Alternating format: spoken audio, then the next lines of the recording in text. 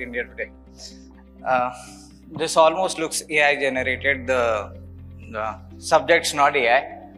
But I'd like to start with a very, very warm and honest compliment to the Pitch Madison report, because I think of all the reports that come into the market, the only one that comes with a disclaimer that this does not include MSME makes it far more credible than any other report I've seen over the years. And I think that deserves a round of applause.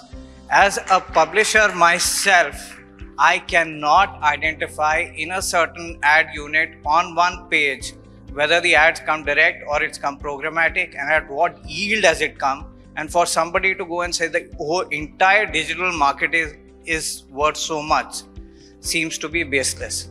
So a very, very warm compliment. I thought I'm going to give it after, if I weren't invited here, I would have done it over a phone call. But Vikram sir, Sam sir, you've been very, very kind. So here is the apple of discord.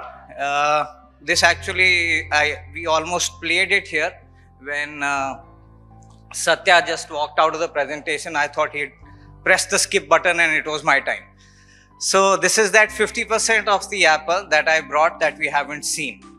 Now, what is viewability? And I did, before I came in here, I did make a couple of calls to a lot of CMO friends, and I asked them viewability and said, no, this is a long debate. It's been happening for a very long time. And finally, we were thinking, is it just an ad metric or is it something else? So to me, before I start, to me, viewability is the base unit of my brand building force.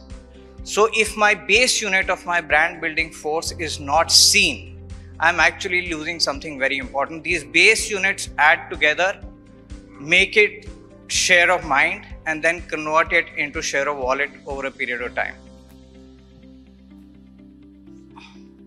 Oh, this is one? Yeah. Okay. So now hold this thought for a second and see if you didn't have a bottom of the funnel. For a moment, there are brands who have to create new markets for themselves. If you didn't have a bottom of the funnel, would you take viewability as easy or not? Would you not be playing on imagery? Would you not be playing on top funnel things? And would you not keep viewability at the heart of everything you do? Now you can squeeze the bottom of the funnel and say, okay, I've done a good marketing job, but have you done justice to top of the funnel? And a very interesting incident, there was actually a pitch to a client, and there's an agency that comes and says, you should not be bidding for branded keywords. And you know, the client was just, I mean, they were sort of taken aback, and how does this happen? But think about it. He's a consumer who's already going to come. He's going to come in 1 month, he's going to come in 3 months, or he's going to come in 6 months, but he's going to come and buy your product. Why would you want to spend on that person? Now this is, I mean, I'd like to ask all the CMOs here, and if Satya's also here, has anybody ever done a 100% viewability campaign? So I've run a lot of campaigns, and I've been trying for the last 15 days to run a campaign which gives me 100% viewability. I've not been able to get it, even on one platform. So I tried Meta, I've tried Google, I've tried YouTube. Even on one single platform, it's impossible to get 100% viewability. So maybe the question is not just maximizing viewability, maybe it is optimizing viewability.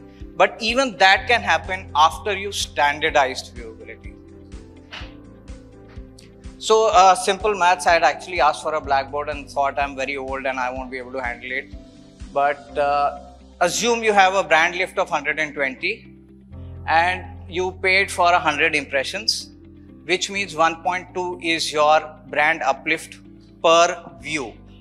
And if you were to take away the rough estimate is that about 54% of your ads are not viewed. So if you were to divide it just by these 46, imagine you go from a brand lift of 1.2, you go to a brand lift of more than 2 times, 2.6 per view.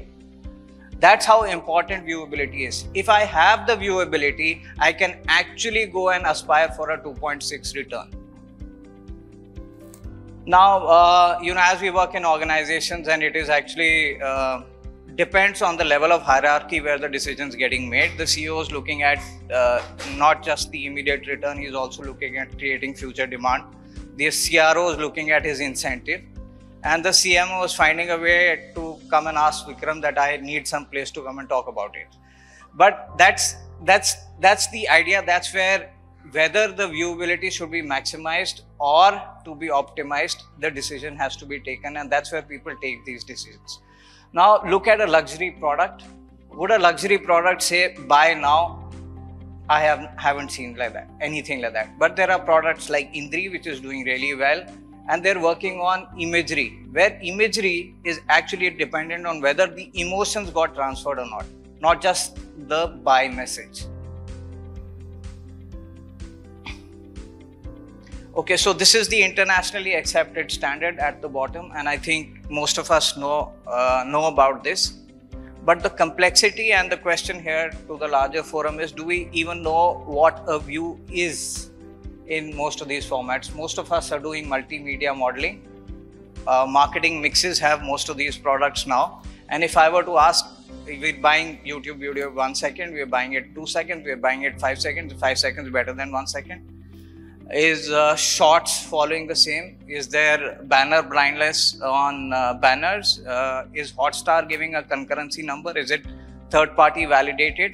And what about, video ads also have audio. So are we only looking at video viewability, or are we also looking at audio ability of that ad? Now these are very, very basic questions. When we're looking at numbers that were projected by Sam sir here, and we had such enormous numbers and growth rates for digital.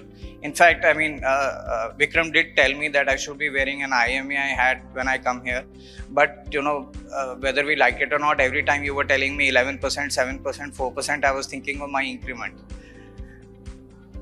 But this is the question. And just in YouTube alone, I have a live product, which is my streaming, where I break my news. I have a live that converts into VOD, where I play my advertising. Then I have shorts that gives me reach, does not give me revenue. Then I have VODs, which are done by a different team. And I have legacy videos that I posted 3 months back that gives me view now. How do I track all of these views just in one segment, which is YouTube? You add to this all of this. I'm making it a little easy. That the idea was to say that, we've got into those matrices, we've got into those laptops, we know the plan has to be made, and then you let it mature over a period of time and you think numbers will come. But have we in that race, now that we've matured, we have a very big number, have we in that race lost the idea of humanizing brands? Now, most of these brands work like humans, they get perceived like humans, and there are places, and the ways to increase viewability is to find those places where the media vehicle and the brand has an overlap. I'll give you an idea. I make a decision. There was Delhi elections, so you have to decide which is the anchor who's going to be there when the counting day happens. Then you decide there is a game-changing moment and Mr. Kejriwal loses the New Delhi seat. Then you decide what to do, and finally there is a value system that I'll go with credibility, I'm going to present facts, and so on and so forth. Similarly, there is a person who is planning a travel to Kumbh. Now he can go by car, he can go by bus, he can go by aeroplane, he can do whatever. Then there is a turning point in his life, and there's a stampede in Kumbh. Now he has to take a decision what he's going to do. Then finally, when he gets there, he really wants that reliability that when I get there, I should have a place, I should have my reservation, it should be that I'm turned back. And finally, there is that value system that I want somebody who's going to ensure my travel and I'm going to come back safe. And he decides and chooses a Make My Trip. Now what happens in this case is, a news channel which has taken that decision and a brand in travel space come together and create an influencer lounge at the Kumbh. Now that gives you viewability, and that gives you viewability at scale. Now, what are we doing at IMEI to ensure that you get a lowest common denominator against which now you have influencers also. We have gentleman from Comscore here. He just told me that he's also coming here. So what he's been able to do is that after you open the doors through viewability, you get into likes, comments, shares. So Comscore with IMA has actually released a report which is called the Power Ranking Report, which actually tells you what is the virality of the content, what is the conversation that content is creating. And therefore, if it is creating more conversation, it is likely that it has more viewability. And what we are also doing is this power rank is getting used to rank influencers. Now to bring in more sanity into how we standardize everything. So there is a way in which we look at TV. You have an ad spot at a certain point, and at 12:44, we had the highest impression, let's say, on TV. At the same time, can I find whether I have same impressions on YouTube? So you actually have tracking mechanisms, and you give username, passwords to the client, and they can actually see their spot logs and see what is the number of concurrent they are getting on YouTube. To this stream, you can add the mobile web. To this, you can add the app. And one impression here, plus one impression on another platform, plus one impression on another platform, plus one impression on another platform, seamlessly adding up without any duplication. Now, what is IMAI doing to ensure that, okay, whatever confusion we have, at least we're not plagued with something which is actually not even human? So there are publishers, a group of publishers who come together and who actually, we've not been getting support from AAAI and ISA. We've not actually even gone and presented to them, but they're doing some very advanced analytics through eye tracking. They're making heat maps. They're making quotients to arrive at HQ CPMs, where actually there's a lot of attention. There is inline content and advertising placed very close to the inline content, actually almost giving a guarantee that your ad is going to get viewed and there's going to be a certain amount of attention and engagement. Now this comes to what's the solution then? What are the solutions that are coming about bringing everything together and making sense of the whole thing? It's unique identifier. As we see it, unique identifier of the ad slot and unique identifier of the person who is viewing. And this can only happen when the industry comes together. When the first party data of a publisher comes and joins and shakes hands with the first party data of a client like ITC. ITC has visibility only till the kirana ka dukan. It may not have visibility to the final consumer. I as a publisher have that. So there is Vikram's apple and there is Vivek's apple. And we feel if we have unique identifiers, we will be able to see both in perspective. And that will be final slide just in time. I think the most followed supply path should be a supply path where viewability is not just an accidental thing, but it's actually at the heart of everything and looked at as a core competitive advantage. And this can only happen when all three of us come together. Thank you, ladies and gentlemen.